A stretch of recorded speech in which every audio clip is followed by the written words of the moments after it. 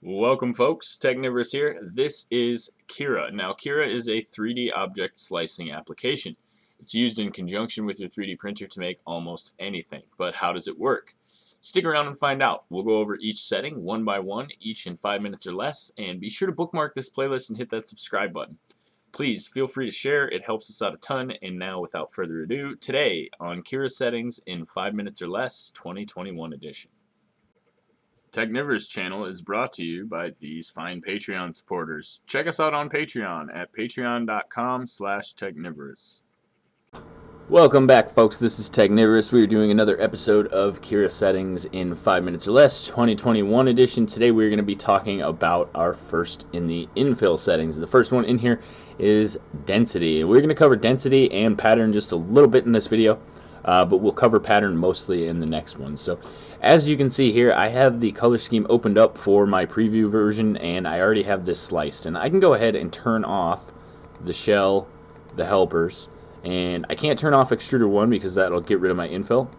But this here is what we're talking about when we're talking about infill. And this pattern here is determined by infill pattern. Like I said, more on that in the next video. But what we're going to be talking about today is infill density. So if I were to take and I wanted this model completely hollow, I just want to do the outer shell. What I would do is go to 0% here, and we can reslice. It will take it a minute to slice.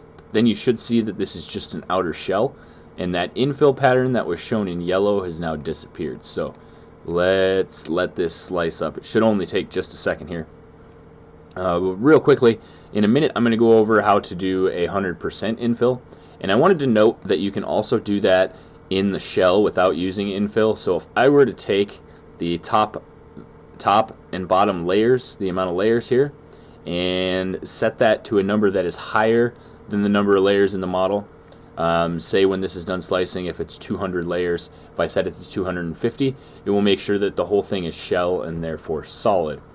And the inverse of that, however, is 0 infill. So this model would probably print pretty alright until basically the top here when it starts coming in, and it might still print okay, but if we wanted to do this hollow, we would add another 2 or 3 shell layers in order to give it something extra to print on. But you can see with 0% infill it is completely hollow, and we'll go ahead, let's slice it at 50% infill. Now the infill percentage itself is the percentage of the interior of the model that is filled. So increasing the percentage will increase the fill.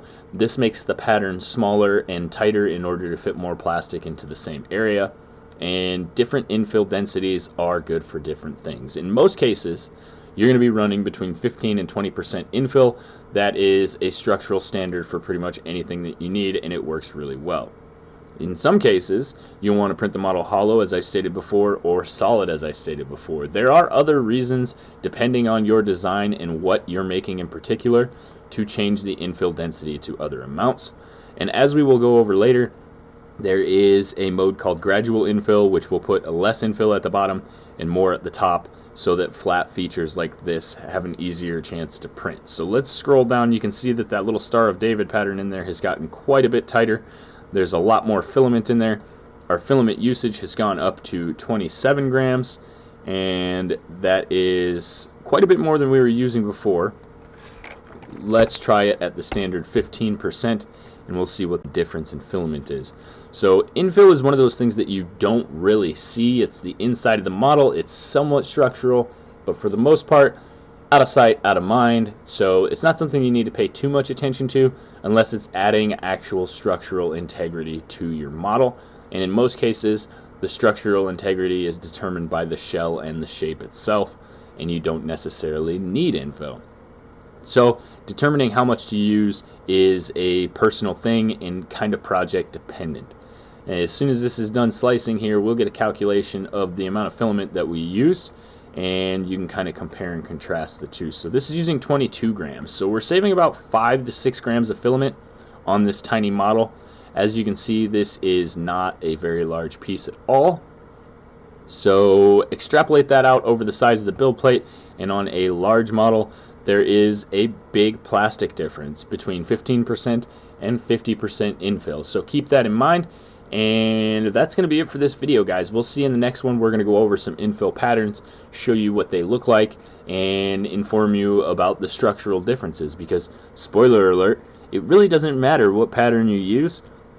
It's kind of for aesthetics while you're watching the printer. Not too many of them are structurally different. So stay tuned for that. We'll see you in the next one.